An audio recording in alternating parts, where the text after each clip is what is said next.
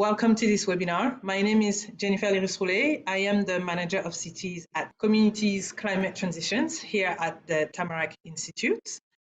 We at Tamarack like to start every webinar by acknowledging that many of us live and work on Indigenous land and territories, and that we are actively working towards truth and reconciliation. I myself am based in Buenos Aires, Argentina at the moment, which has a different history than Canada with Indigenous people, but also they're also in an effort to reconciliate and an effort to truth and reconciliation with Indigenous communities here. So we encourage you all to do the same. And now is actually a good time to use the chat function and let us know where you are coming from today. I think we have a lot of people from across Canada, so I'm very curious to see where you're all coming from. Now, let's dive into the webinar. Our expert will unpack the wonderful work that Neighbours United has done in BC in engaging residents on climate action using deep canvassing. Today's speaker is Montana. Montana holds a Bachelor of Science in Biology and has over 15 years of experience in the climate, energy, and environmental nonprofit sector in BC, in Ontario, and also internationally. She coordinated civil society at over 25 UN climate conferences and a G20 summit. And in 2022, she also received an Emerging Leader Award from Canada's Clean 50. So you can understand why we're very excited to have her today. Montana, like many of us at Tamarack, is passionate about community organizing and about communities coming together to try and find real solutions to tackle the climate crisis. So I will stop sharing, and so that Montana, you can share your screen, and then it's over to you. And I will keep an eye on the chat if anybody has any questions. Thank you so much for having me. Good morning if you're on the side of the country I'm on. Good afternoon if you're in a different part. It's nice to see some names of folks that I know and have worked with, and nice to see so many new names as well. Give me one moment here while I share my screen. Okay, so today we're going to talk about deep canvassing and all that we've learned at Neighbours United, and we're going to do it in a really quick way. So you're going to get the overview of all the things, but just know this is there is mountains of details in it. So if after this you're just so keen and want to know more, you let me know and I can talk your ear off about how interesting this stuff is. Anyway, so Neighbours United, we're a group based in the West Kootenays on the land of the Sinixt peoples, who are not extinct despite what the federal government says. And I'm the executive director of Neighbours United. I use she or they pronouns. And we've been working on this deep canvassing work for about 3 or 4 years now. So the story of where deep canvassing came from, in California in 2008, it was the year of Obama, progressive sweep across the country, and California is quite a progressive place. And there was a ballot measure to legalize same-sex marriage called Prop 8, and polling was looking really good. 60% was showing that it was going to go in favor and 40% against. But on election day, even though there was that progressive sweep, they lost. And it was their 28th straight loss. And the amazing organizers at the LGBT Center in LA went, what are we doing wrong? Why do we keep losing? Why are people voting against us, even though they say they're not going to? So they went out and they started knocking on doors of people that they thought had voted against the ballot measure. And they started listening. They started asking curious questions and listening. And they were trying to figure out how they could talk with people and relate to them and be honest. People that were different, but in theory should share some of the same values. And they figured out with a small crew of organizers and thousands of volunteers how they could decrease homophobia and actually persuade people to be in support of a policy. And so when it was on the ballot measure next time, they actually won. which was exciting. And it wasn't just using deep canvassing, this method that they used a whole bunch of other tactics, but they took what they had learned at the door of deep canvassing and used those messages to translate to other tactics. So for example, before deep canvassing, they were using a frame that same-sex marriage is a human right. So marriage is a human right. And they transitioned it to marriage is love. So helping people connect with that fundamental value of love versus getting into the rights jargon, which isn't very emotional. So what is deep canvassing? It's an engagement tactic that's transformational instead of transactional. So those of you that have maybe done political canvassing before at doors, it's a quick thing. It's get in, get out, figure out where the person's voting and get out of there. It's about numbers instead of spending time with folks. Deep canvassing is rooted in listening with honest curiosity and non-judgment. So it's really about holding space for someone to share their feelings and helping them draw out their feelings and feel comfortable sharing what's on both sides of an issue for them. The canvasser shares personal life stories, and then through a process of asking curious questions and modeling, helps the other person they're talking to do the same. And the outcome is that people change their minds and that change lasts. So it has a proven impact. It's been academically studied by researchers Brockman and Kalla out of the US. And it's been studying on this list of issues on the left there. And it's been shown to have a large persuasive impact, the largest of any technique. It inoculates people against later fear messaging so they don't swing back. And the change lasts maybe at least 9 months, maybe longer. It just hasn't been studied longer. So those of you that have done the traditional canvas work, you know, when you go to the doorstep, you're trying to get a yes, no, or undecided. And if they're undecided, you'll maybe spend a little bit of time. If they're a yes, you sign them up to volunteer, get a lawn sign or something like that. If they're a no, you get out of there. In deep canvassing, you're using a 0 to 10 scale to surface the conflicted feelings of someone. In a traditional canvas, the canvasser is reading off a script. It's a short script. In a deep canvas, your canvasser still has a script, but it's a script that's really guiding to ask questions and share stories and really listen and respond to the way the person you're talking with is sharing. And finally, in a traditional canvas, the canvasser is really delivering a message, and in deep canvassing, it's all about story exchange and finding people's lived experience. So the goal in the deep canvassing method is at the beginning and end of a conversation, you're asking people on a scale of 0 to 10 where they stand on an issue. And if they say 0 to 3, they're unsupportive, 4 to 6, they're undecided, 7 to 10, they're supportive. And what we're trying to do is, in the conversation, get them to move up among those buckets. And when they do move up among those buckets, that's how we measure persuasion. And that's how we know we're making a significant difference. So this is just showing some of the tests of the studies that have been done, like I mentioned earlier, in the US. And when it's academically studied using a randomized control trial method, you can see the persuasive impact is anywhere between 8 to 20%. So what I would love everyone to do in the chat now is put in the chat really quickly, when was a time that you listened to someone instead of doing the talking and got a new perspective? So think about a time that happened. And throw in the chat, how did you feel afterwards? I see connected, super reflected, fascinated and engaged, more empathetic, enlightened, educated, related. Yeah, keep putting those things in the chat, but it helps us see things in a different way and feel things in a different way and connect with someone in a different way. And now throw in the chat, how do you think the other person felt when you were listening instead of talking?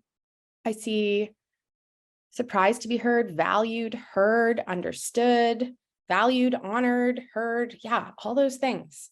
When we listen to someone and genuinely listen without judgment, it gives someone the space to feel heard in a way they can't when you're arguing over facts. So what I want to do now is give you an example of a real live deep canvas conversation. This is one you can find on the internet. It's publicly available. That's why I am sharing it with you. It's not one of ours. It's from a deep canvas in the LGBT Center. I'm just going to stop sharing my screen quickly and pull up the YouTube link for this. But what I want you to know is this video has been edited down from a 22-minute video because that's the conversation length, to about an 8-minute video. So what I want you to do while we're watching this is listen for what do you hear the canvasser doing that's a bit surprising that maybe you haven't done? Where do you see them listening instead of talking? Where do you see them story sharing? So think about that. What's the canvasser doing? And then the person they're talking to, what's the moment where she changes her mind? And to be a little more specific, if you were on a scale from 0 to 10, where 0 is you're 100% against, 10 is 100% in favor of including them in the non-discrimination laws. If 10 is in the middle and then you have a whole scale there, where do you think you'd put yourself? 6. 6. Okay. What would be a reason you would vote for it, and what would be a reason you wouldn't vote for it? What would be the reason I would is because I'm not judgmental. It's Sure. everybody has their own preference. Sure. There's no reason why I wouldn't vote for it, but I wouldn't want that around children. Mhm. People could pretend to be and go after our kids. I mean, Mhm. that's something big to think about, and that probably would change a lot of people's minds. You know someone who Yes. is transgender? I have someone in my family. So is transgender? Cool. How are you related to them?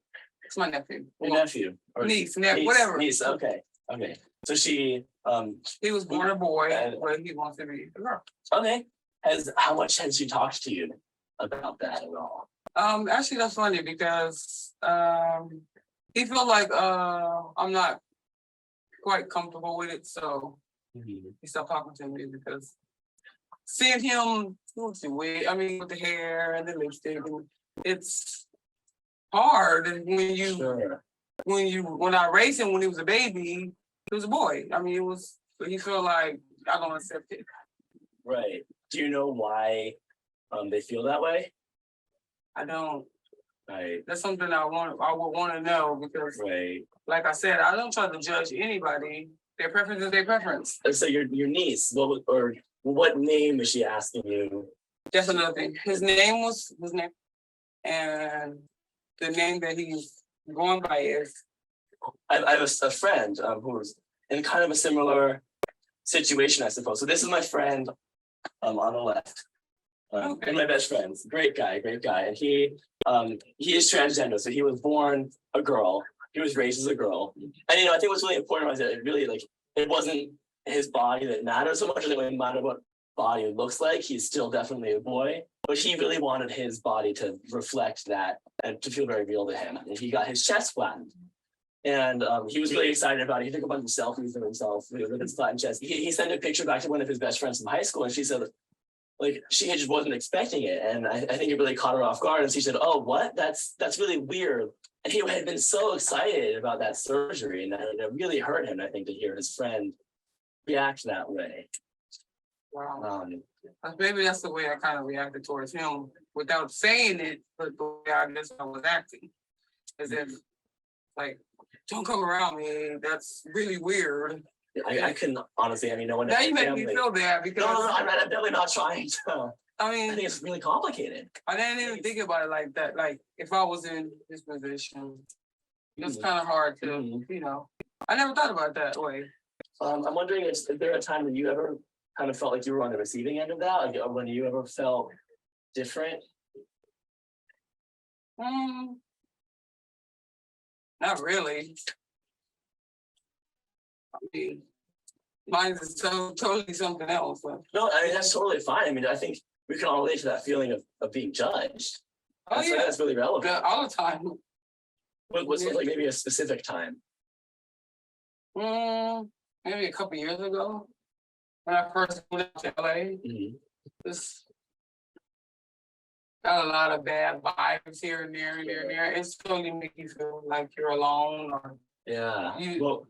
What were some of the things that happened?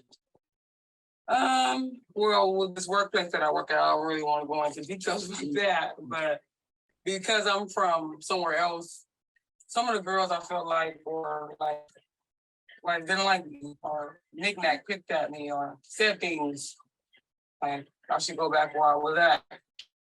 Yeah. So a lot of that made me feel different. I'm really sorry to hear about that. I was just trying to start a new job. Yeah. It was hard, especially when you have kids and you work in the provide, to be a provider, and you going through all that. So a lot of things was going in my mind at that time. You know, I need the money, I need this, so I stay long, and suffer some of them things, but they didn't get better, I got worse. I definitely remember like being at school, and like I started I'm gay, and it was really that was an important thing for me. And I was the only one at my high school who was. So I started a gay straight alliance just because I kind of wanted to see what was happening there. But at the end of the year, I won like a senior award. It was my senior year of high school. I got an award for it. And afterwards, when I won it, and I was leaving the gym, a group of guys came up to me and said, like, you don't deserve that award, like you're a fag, and like you only got that because you're gay and because you started this club and the administration feels like they had to like do this for you. And so that, you know, and it's all kind of that same feeling of like they see you and you're different, and like that's how I felt, and that's how I felt when they told me about that. And it sounds like you felt that way, and it sounds maybe that way. So that's why it's really important to me that something like this law is on the books so that people doesn't have to go to work and feel like they're going to be fired because everyone's looking at them differently or something like that. That's true. I think that was one of the cases too. He used to go to work as a boy, and I guess he posted Facebook pages of him at work with a wig, with his hair, and I think he got fired for that. Yeah, and that's actually exactly what this law is doing. Actually, is okay. That makes a lot more sense. Yeah. Right. Wow. Okay. Wow. I mean, I remember at the beginning you did mention they were talking about the bathrooms and about women and children not being safe in bathrooms. Was there something you wanted to talk? Well, no, that's just like one of my fears. Like, right. Like, I don't judge, but that would be like the one thing that I would think, okay, well, no, that's not okay. But I think that would be scary, you know. You know, it's that way. It's all like comparing apples to oranges. Like sex offenders are like a completely different set of people from like, or.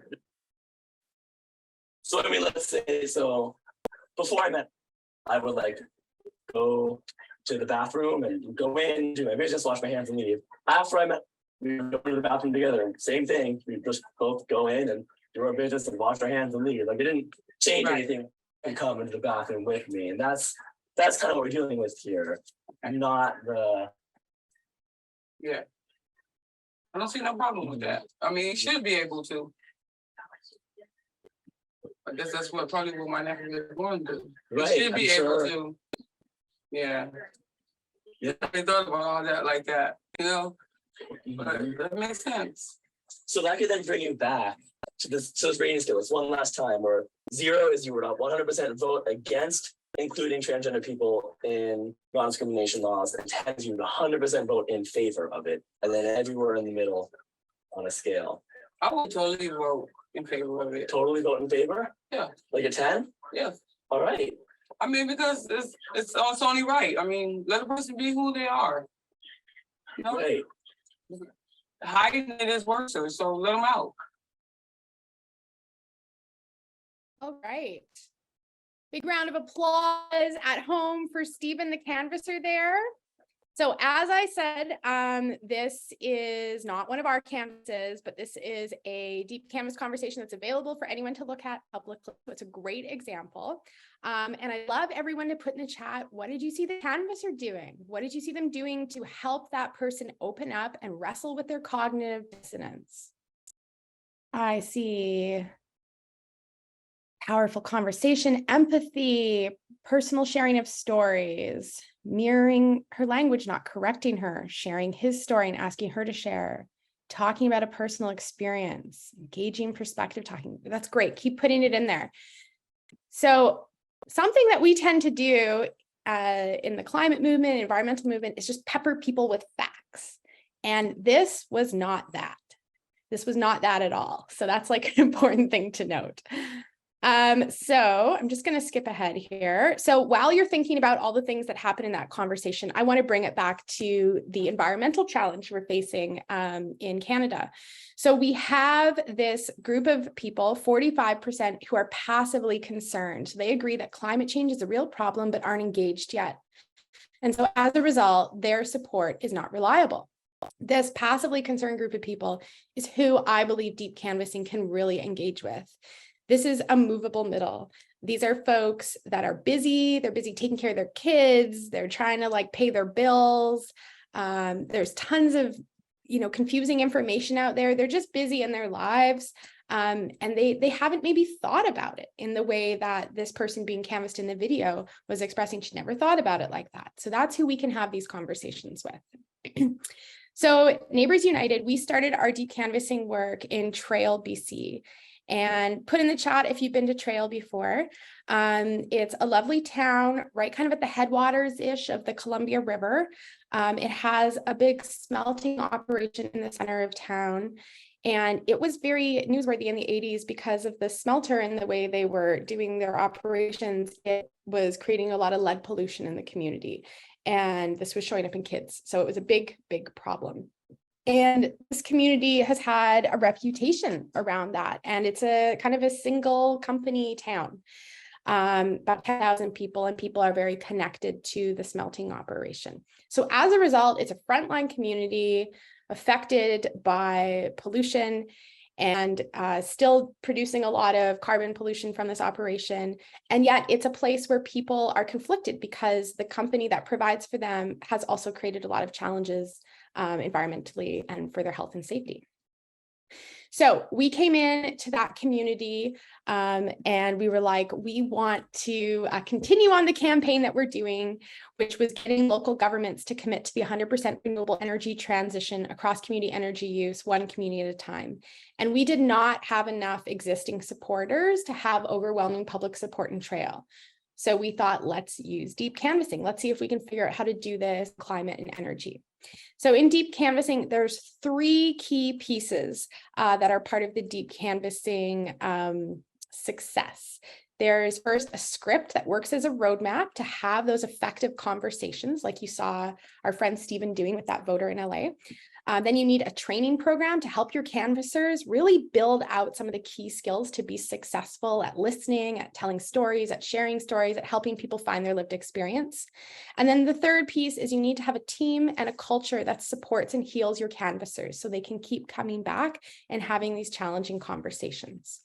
So our work was built on the shoulders of others. The Montana Engagement Partnership and the New Conversation Initiative out of the US were fundamental in doing so much of the groundwork that then we learned from and took and kept moving on. Yale Program on Climate Change Communication, McAllister Research helped us get some of our script pieces together. And the Deep Canvassing Institute is an amazing resource for people to get some basic training in deep canvassing. Go check them out. So we started knocking on doors in Trail, and this was February 2020. So very quickly we had to pivot to calling phones. But either way, we had a whole bunch of conversations and we started hearing what were the barriers for folks on the ground in Trail coming up around why they wouldn't support an 100% renewable energy transition. And so the things we heard were they were overwhelmed by the scope of climate change. They don't trust governments. The trust is lowest, I'd say, with the federal government, and then less low with local governments. So in that order, they don't trust environmentalists. They don't think solutions are possible. The problem didn't feel urgent. They had this identity rooted in the extraction industry, which conflicted with solutions they felt. And then the least biggest barrier, surprisingly, was they were concerned about financial cost to themselves in the energy transition. So when we started exploring this, we used this tool called the Cone of Curiosity, which you may have seen Stephen in that video doing. When you hear the hint of a story, when you're trying to find someone's lived experience, you're trying to listen, and then you're asking questions. Tell me a specific time when. What's your cousin's name? So you're trying to get out that who, what, when, where to really ground someone in a story. And then you're trying to get at them how they feel about something so they can name it out loud. And we can't assume we know how they feel. They need to tell us. And then finally, we're trying to get them to share why, which is the emotional core of their conflict. And that lets them, when they share why, that lets them start to wrestle with their dissonance on an issue. So we had some very specific learnings for our script, we learned that we needed to acknowledge the identity of the folks in Trail and acknowledge how far they'd come in the community. They dealt with their lead problem, and they had an amazing success story where their citizens and their government and the industry came together from a health and safety committee that figured out how to deal with this lead problem. So it's actually a success. This big problem is now better. And by telling them that story, we can remind them that we've already solved a pollution story. So climate change, we can solve this. It's just another pollution story that they've already tackled as a community. And letting them know their neighbors care too helps normalize the social, gives them the social license to think about this thing and care about it. And then we learned when we're trying to get them to share their personal story in climate change, we need to make sure, first of all, the impact of climate change, the canvasser has personally experienced as named, so kind of a before and after. So for me, when I share my story, I talk about growing up in Kamloops, a really hot and dry place, and only a handful of days being too smoky for me to go outside as a kid. And now it's like a month and a half of smoke where I live, and my kid isn't having the same kind of great childhood I had, and she has asthma. And that makes me feel so scared. So which is the next one, naming how that felt for the canvasser, and then naming and resolving any cognitive dissonance you have. So I might say, I don't really trust the government either, but I know we need to do something together. So taking action together and holding the government accountable is, I think, the best we can do. And then the other thing we learned is we have to model our story first. We have to be able to tell folks how we feel, what the before and after was, so then we can draw that out in them. And then the big learning, which is probably not surprising to folks, is climate change isn't personal unless it's local. So you need to get people to ground in what they're seeing in their communities. Talking about extreme weather events all over the world unspecifically is not relatable for folks. They need to experience it and find that experience. So the script structure in our deep canvassing work is, first of all, we're surfacing their identity, or sorry, not their identity. We're surfacing where they stand on an issue on a 0 to 10 scale. Then we're connecting with them and acknowledging their identity, drawing out their story after we've shared our personal story. Then we're making the case for the policy that we want and helping them process any of their dissonance that's outstanding. So in that video, you heard Stephen say, at the beginning, you brought up like being scared about women and children in bathrooms. What are you thinking about now? That was him helping her process her dissonance and her conflict so she could talk herself through what was going on in her mind. Step 5 is you get them to rate themselves again so you can understand the impact. And then step 6 is you make your ask of what do you want them to do. So in our case, we asked them if they would add their name to support the city of Trail to make a commitment to 100% renewable energy. So what we learned is your conversation needs to have 3 key ingredients. You need to share your climate stake story, their climate stake story, and the pollution success story in the case of Trail. And so the second key thing, I'm not going to spend too much time on these next pieces. We're going to go a bit fast, so there's time for conversation in the chat and with facilitators. The second one is developing a training program that helps your canvassers get good at having these conversations. And to do that, first of all, we had to recruit volunteers in our pilot. So here's a list of all the different ways we tried to recruit volunteers. And here's what we found worked. We found, and this, again, not surprising, it's very relationship-based, existing volunteers, existing supporters of Neighbours United, personal relationships, professional relationships, referrals. That's like 50% of where we got our volunteers from. And then another quarter came from pitches. So going to other groups or classrooms and making a short pitch for what we're doing, why it's urgent, and what they can do to get involved. And our third kind of biggest piece is dating apps. We actually used dating apps to recruit folks. Again, this was during COVID. We are in a rural and small town area and meet people where they are, right? And people are on apps trying to connect with people. So we were really explicit about who we were and what we were doing. We weren't trying to date them. We were trying to get them to volunteer, and we had really good success with that.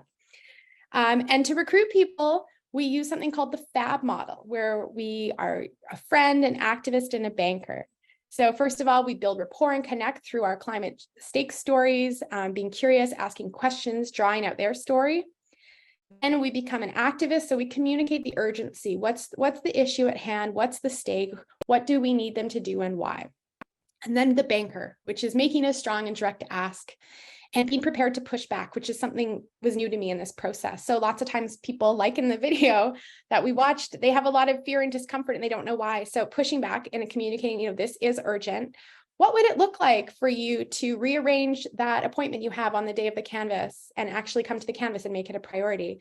And it's just amazing how often, if you give people the opportunity to think about making changes, how they will actually come and participate. So it's been a very empowering experience for connecting with people. We also did a series of skill building workshops and continue to do that, where we do kind of like a masterclass in storytelling for climate action, digging deeper on how to be compassionately curious and gently assertive to have those successful conversations. And then actually doing the deep canvassing regularly with people, and then side-by-side coaching is a really great way to get people going. And the third key element for success is building a team and creating a culture that supports and heals canvassers.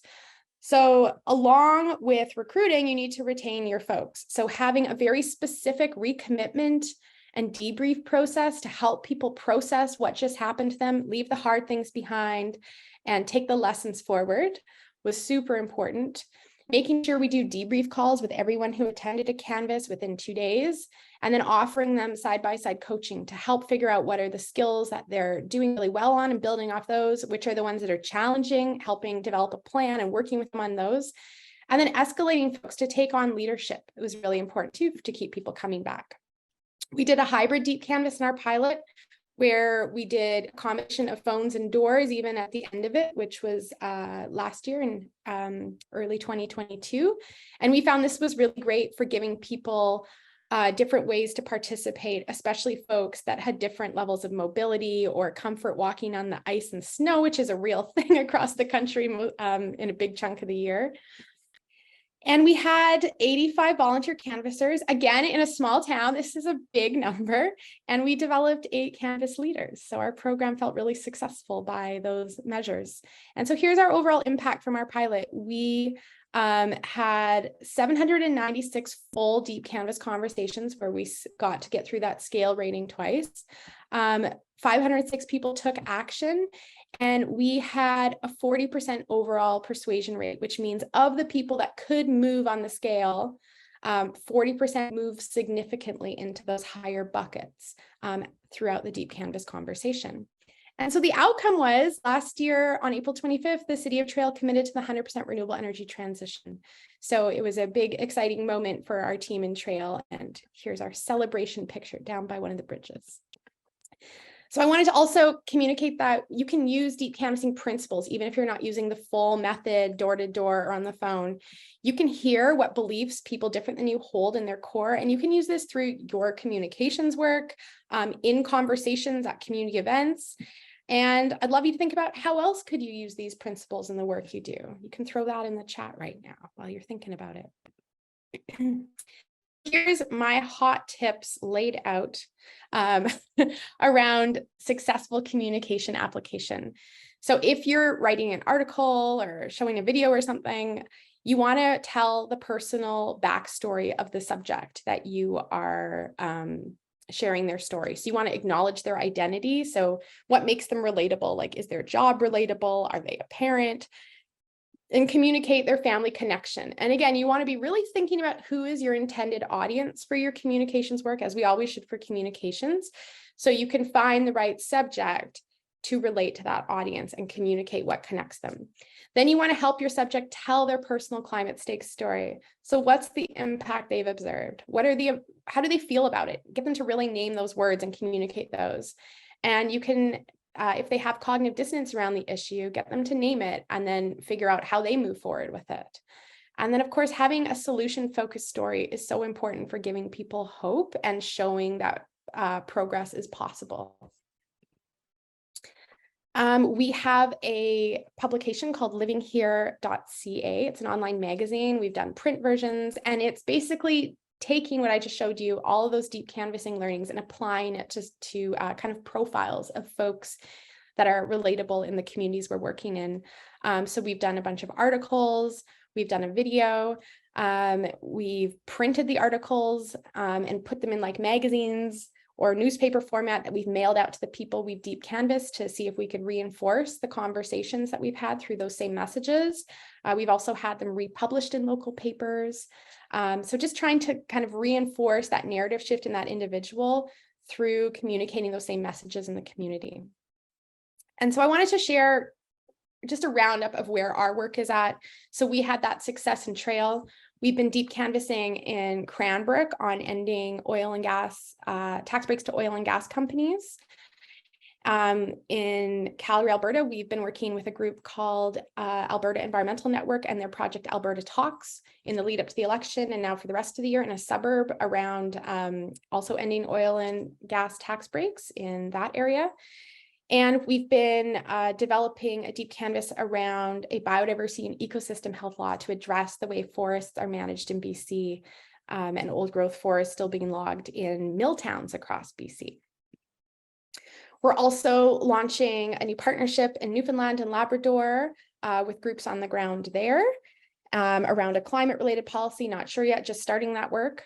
We are launching a deep canvas in Coquitlam around all electric buildings and stopping the expansion of new gas infrastructure in new buildings.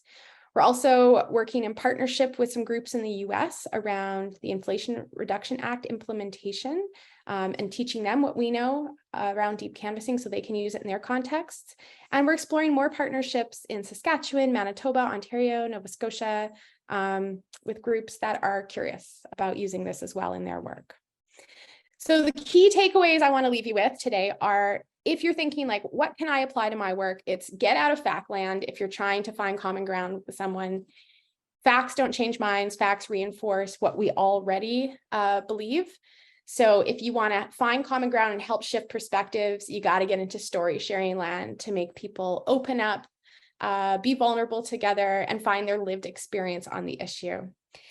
And then if you're thinking about, could I use deep canvassing in my work? You need to be very clear on what are your goals. What do you need to use persuasion, or do you just need to educate people or turn people out to do a thing? So be really clear what you're trying to change to decide if this is a method you need to explore more specifically.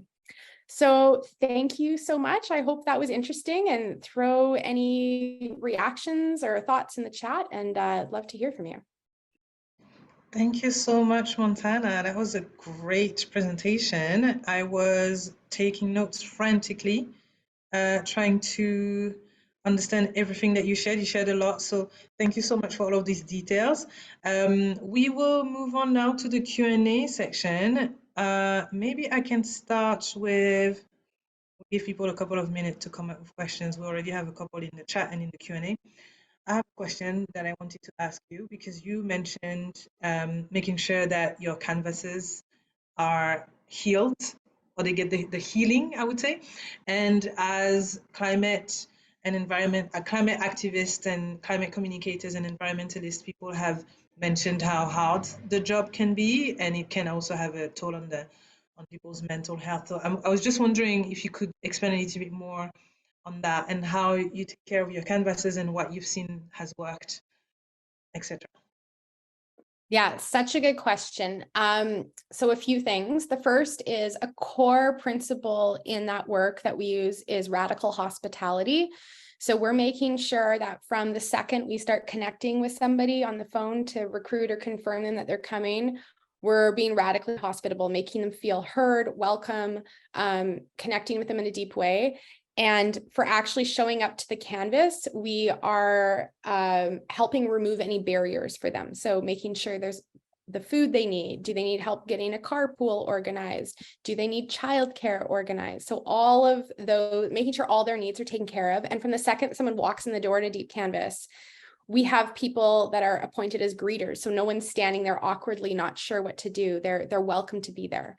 And then in terms of processing hard conversations, the debrief is so important after the deep canvas. We don't let people just come, like, if they're like, I can only stay for 2 hours, we're like, thank you, but come back when you can come for the whole thing, because we actually need to take you through the whole process in case those hard things happen. And so, yeah, we have a very specific debrief process so people can bring it up, leave it on the table, and then celebrate the success together to move on. And then finally, we ask people to share from their scars, not their wounds. So if they're thinking of stories that they want to share that are just like really hard and it's still an open wound, that's not a good place to go. We want people to only share from their scars. And if they're getting into conversations with other people that are feeling too traumatic for them, people have permission to leave, to say, thank you for your time, I have to go now. That's okay. Or same, if they're for some reason feeling unsafe in a situation, they are trained to leave and go. They don't need to be there. So those three ways kind of provide that base to support people through it. Great. Thank you so much. I really love the sharing from your scars and not your wound. I think it's creating a very safe space. So that's great. Okay, we've had, quite a few questions in the Q&A. So I'll go start with the first from Trina. Thank you, Trina.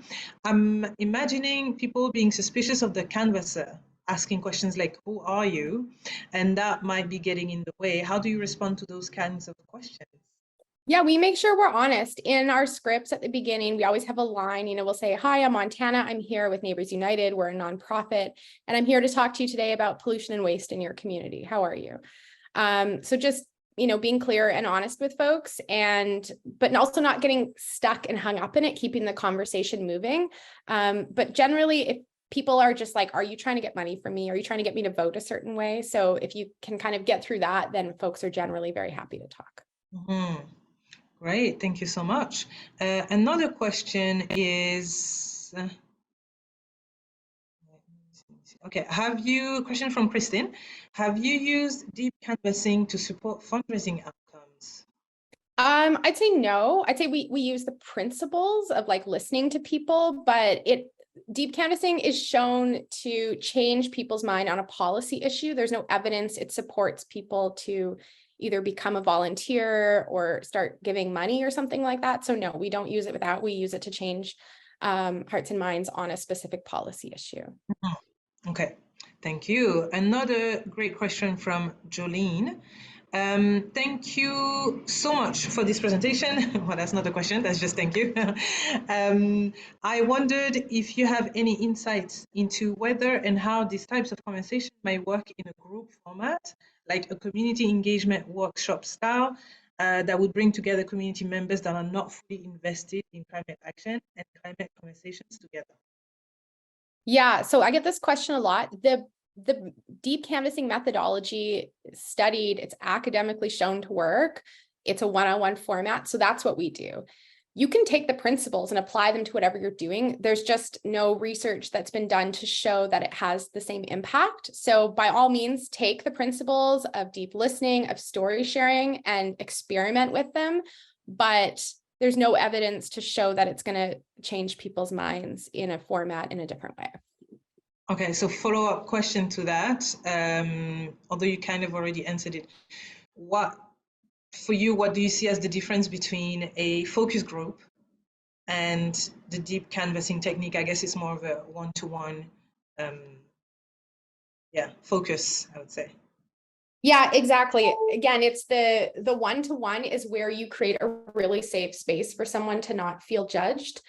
Group dynamics are a whole other thing. So again, we need to address group dynamics and we have to get into them with some different tactics in a different situation, but it's not going to be the same thing. There's no research on deep canvassing used in that shows it works in the same way. All right, thank you. Another question from Kimberly. If you don't have a baseline understanding of the community response to your issue, is deep canvassing appropriate to, and I never know how to pronounce this word, Gauge? G-A-U-G-A? Yeah. So deep canvassing, you can use principles of it. You can do deep listening. You can do something, go in a community and ask a ton of questions at someone's door and just be really curious to like understand and learn more. It won't result in that shift of their belief necessarily, but you can learn a lot. So I think if you're learning about a community or wanting to learn about a community, do that. And then I think it's all about context. Like it came from this ballot initiative not being won in the US, where they're like, we need to change the minds of people who are conflicted in this narrow group, and we need them to resolve their own cognitive dissonance. So they needed persuasion to win. Not every campaign needs that. And so I think you need to think, is there enough support already in the community? Do I just have to do good community organizing to get that support to be shown?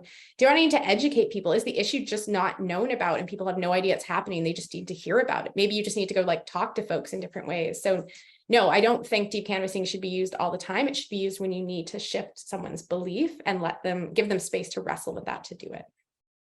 Great, thank you so much. So first step could be evaluating where people stand or where yeah, that makes sense. We have a technical question from Ellen. For door-to-door deep canvassing, how do you engage? Keep the door open or not in those moments? Something that I found interesting in the video is that the person was half in, half out of their home. And I think Ellen also wonders if there's some strategy or guideline about this. Yeah, we don't go inside people's houses. In other canvases, they've said use your discretion, but we just don't. It's just seems like safer. So we never go in. And I mean, it's cold a lot in Canada. So a lot of time people are half standing out their doors. And we want people to feel safe. So if they want to be half in their door, if they want to be out, if they want to be fully in their door with the door open, it's all good. What I can tell you that happens is folks in the conversation, like we'll see a lot of like closed body language in the beginning, and by the end, they're like, you know, people want to be asked their opinion on something that they don't ever get to talk about. And if you give them that chance, it's really surprising how often folks will just go into the most personal stories with a stranger because you're giving them the opportunity. And so I'd say like the main part to that question, the main answer is, if you walk in there with a lot of confidence, like it's the most normal thing in the world that you're talking to them on their doorstep about a climate policy, they will follow that energetic lead. So you got to go in with confidence and feel like this is what I should be doing. And then folks will just keep going if you keep taking them there. Yeah. Great, thank you so much. We have a question from Dana asking if you know anyone doing deep canvassing in Nova Scotia. So the only groups doing deep canvassing in Canada right now on anything environmental is us and the group in Alberta at this time. There's, I believe the Ecology Action Center, some version of their staff are like in conversation with one of my staff about would it be an appropriate tactic for their work, but no one's doing it right now in Nova Scotia. Okay, so opportunity for growth and scale. That's good. A question from Jordan. Do you use paid canvassers or volunteers for your deep canvassing? I think you mentioned recruiting volunteers, but perhaps I can add a question to his question about should you scale, for example, do you think it will be even more impactful, or do you have reservations about volunteer versus paid canvassers, for example? Yeah, so both. We have a staff that leads our deep canvas program, and for developing the script, we found that working just with staff works the best because the script iteration process is very intense and very changing. So it's hard unless you're like a unicorn volunteer who's committed to doing 10 hours a week of like intense emotional work. Most of the time folks aren't. So we've only primarily used paid canvassers for the script development. And then the model we believe in is a volunteer-led deep canvas and building that leadership in communities. I think that's vital across the country, and something that is really missing is that highly skilled community organizing culture in the environmental movement. So yeah, we definitely try to do that. Lots of other deep canvases have used only paid canvassers.